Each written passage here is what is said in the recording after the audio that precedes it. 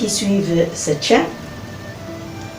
Bienvenue à tous les amis qui vont voir cette vidéo très importante et dont le thème c'est la discipline chinoise.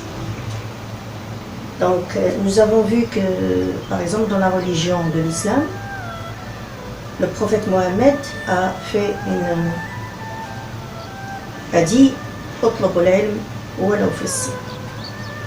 Donc là, chacun va interpréter. J'espère que cette interprétation est dans le bon sens, parce que rien n'est au hasard, tout est calculé du divin. Et là, nous allons parler de la discipline chinoise.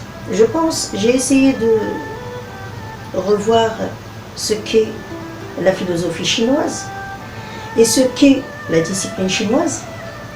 Et dans la discipline chinoise, j'ai surtout divisé deux thèmes, deux concepts, deux idées, deux doctrines, si j'ose dire, très importantes.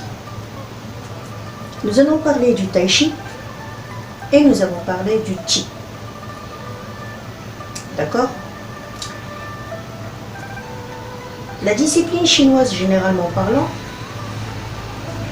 elle est basée sur la pratique quotidienne de ce Tai Chi. C'est la méditation bouddhiste. C'est que, cela veut dire, c'est quoi méditer? Ça veut dire que le corps humain, qui est situé entre le ciel et la terre, fonctionne selon les mêmes lois que le ciel, que l'univers. Il fonctionne avec les mêmes lois et il est influencé, le corps humain, là, et il est influencé comme n'importe quel autre être. D'accord? Un être vivant. Là,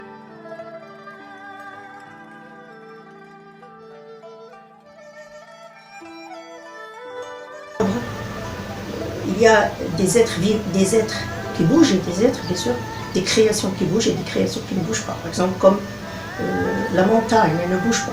Mais c'est une création. D'accord? Donc là, le Tai Chi parle de l'homme et du corps humain qui est situé entre le ciel et la terre, et qu'il est un élément,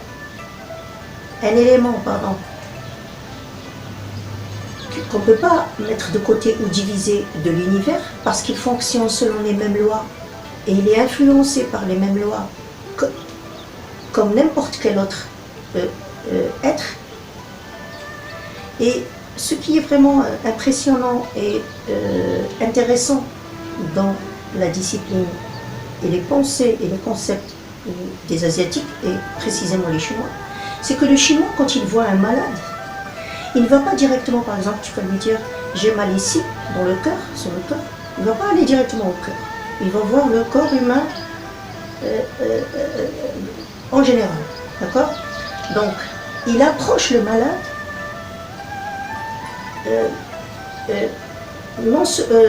pas précisément dans la partie qui est infectée, mais plutôt il approche le malade dans l'ensemble. D'accord? Ensuite, il utilise cette médecine, et vous avez remarqué que si vous allez chercher dans ce que veut dire la médecine chinoise, vous allez trouver des techniques comme les aiguilles, vous allez trouver aussi les verres qui absorbent bien sûr tout ce qui est le froid, etc. Donc vous allez remarquer que la médecine chinoise, bien sûr, elle a des techniques incroyables, surtout les massages. Hein, d'accord? Donc là, comme le massage des pieds, et dans les pieds, les orteils, chaque orteil, il a un rapport avec le corps. Certains points dans les orteils de l'être, c'est un rapport avec l'autre. Donc je vais vous montrer une image, et cette image, c'est la base de la discipline des Asiatiques, de la discipline chinoise essentiellement, et aussi de la discipline et de la philosophie chinoise. D'accord? Le voilà.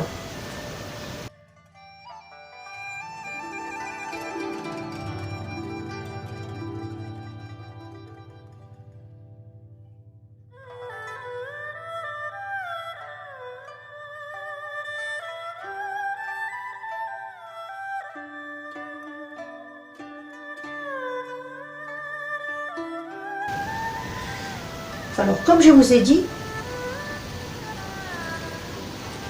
c'est le yin et le yang.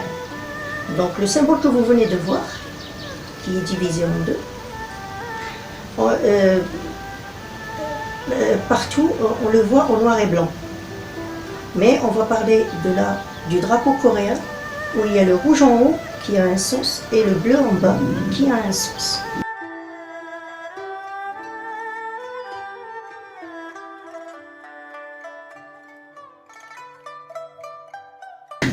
Donc, comme je vous ai parlé du corps humain, alors le corps humain se compose de ces deux, rouge et blanc, c'est le yin et le yang. Et il y a les 5 autres éléments. Alors, pour la discipline chinoise, le corps humain se compose de yin et yang. Le yin, c'est la vertu féminine, et le yang, c'est la vertu masculine. Et nous avons qui sont influencés bien sûr par le qi et qui sont influencés par les 5 éléments. C'est le bois, le feu, le métal, l'eau et la terre. Le bois, le feu, le métal, l'eau et la terre. D'accord? Donc le tai chi, c'est la relation entre le yin et le yang, le féminin et le masculin, qui vont donner un enfant.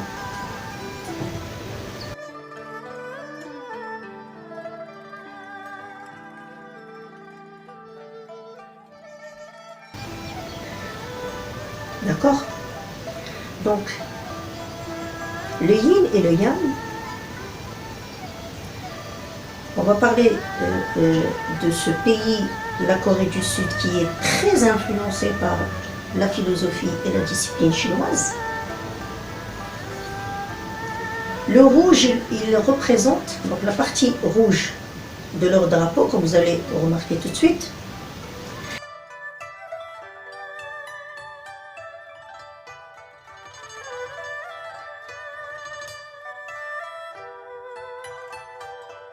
La partie rouge, c'est la force cosmique positive. La partie bleue en bas, c'est la force cosmique négative. L'homme se trouve entre le yin et le yang, entre la force positive et la force négative.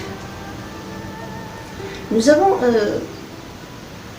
pour donner une définition qui reflète bien sûr la philosophie et la discipline chinoise, le drapeau de la Corée du Sud, qui a 4 trigrammes.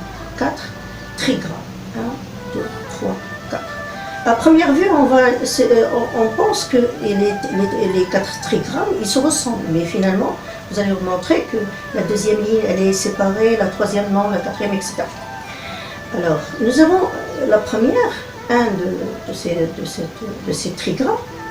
Elle représente le paradis, le ciel et la justice. Premier trigramme.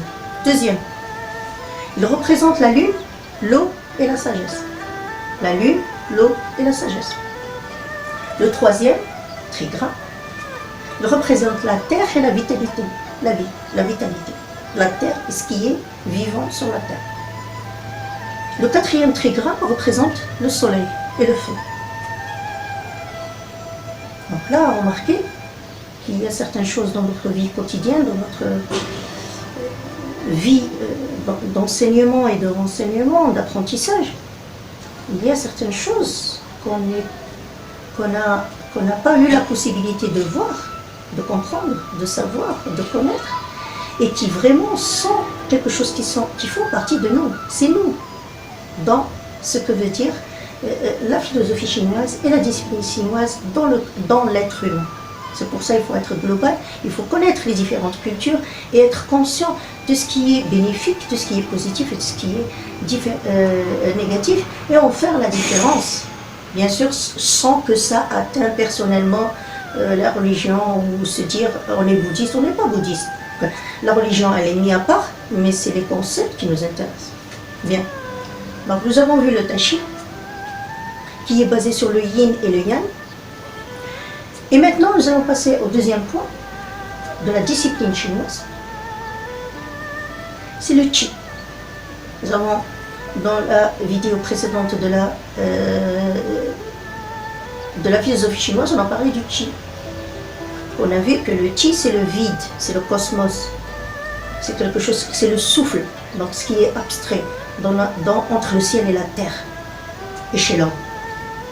Donc là, le qi, on va donner une autre définition plus précise peut-être.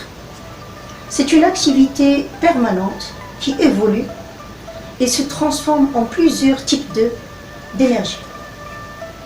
C'est une activité qui est abstraite, qui est métaphysique, permanente, continuelle, qui évolue et qui se transforme selon les différentes énergies. Et pour les énergies, on va parler de 3 énergies.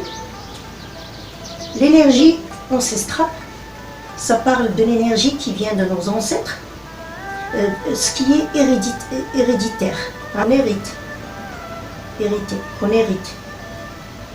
Nous avons la deuxième énergie, c'est l'énergie des aliments qu'on mange et qui ont bien sûr une influence sur notre comportement, sur notre psychisme, etc.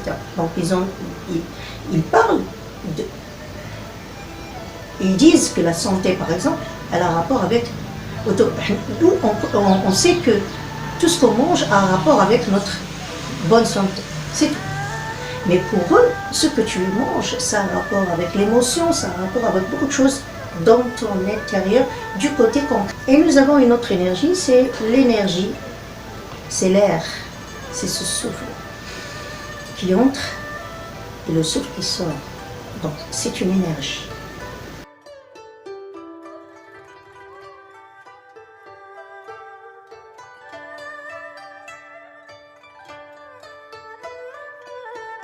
Et pour eux, pour le Qigong par exemple, qui est un mouvement et une discipline qui est basée sur le souffle et le rapport du souffle avec le mouvement, le souffle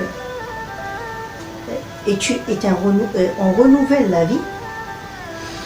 Ça veut dire qu'on est en train de se débarrasser du stress, ça veut dire qu'on a inspiré une nouvelle vie, une nouvelle émotion, une nouvelle influence, et on s'est débarrassé de ce qui est négatif ou de quelque chose, autre chose. D'accord? Donc là, nous avons cette énergie qui est deuxième. Donc pour le Qi, il y a les types d'énergie et il y a la fonction de ces énergies. Donc 3-3, d'accord? Le plus simple possible et le plus bref possible pour que ce soit simple à comprendre et simple à assimiler. D'accord? Donc là, c'est les types d'énergie. Nous avons dit que la première énergie, elle est ancestrale, héréditaire. La deuxième énergie, c'est ce qu'on mange. La troisième énergie, c'est ce qu'on respire. Et ça affecte notre vie quotidienne. Et même le développement et l'évolution de notre corps. Nous avons donc la fonction de cette énergie. Nous avons, il faut savoir que dans la discipline chinoise, ils divisent le corps. On va parler comment ils divisent le corps d'une manière très générale, parce que eux, ils ont certains points dans tout le corps qui ont une fonction. C'est incroyable. Donc là,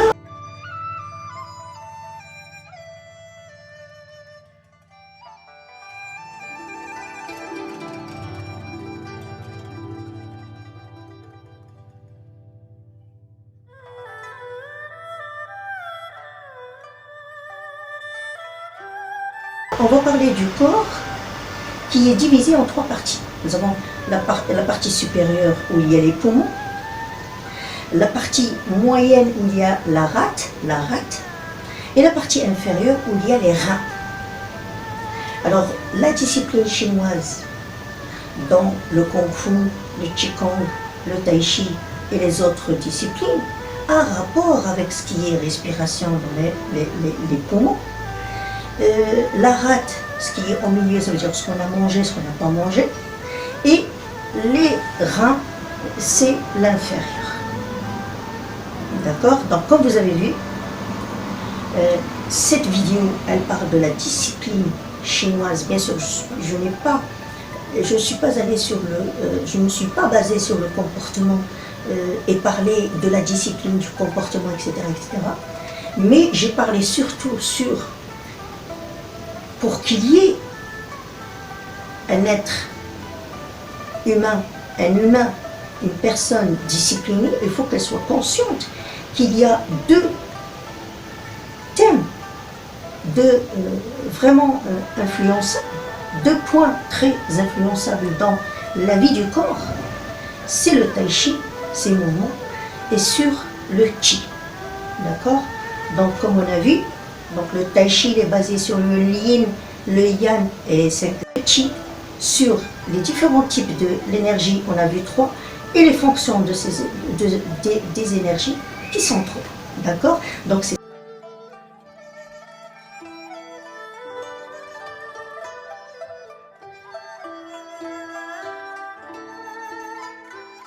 ça la discipline chinoise qui est basée sur ces deux points et qui bien sûr elle va engendrer des personnes de qualité, des personnes de bonne volonté, des personnes qui calculent leurs gestes, qui mesurent leurs paroles et qui sont bien sûr positifs, tolérants, qui cohabitent, qui ont cette notion de bien à notre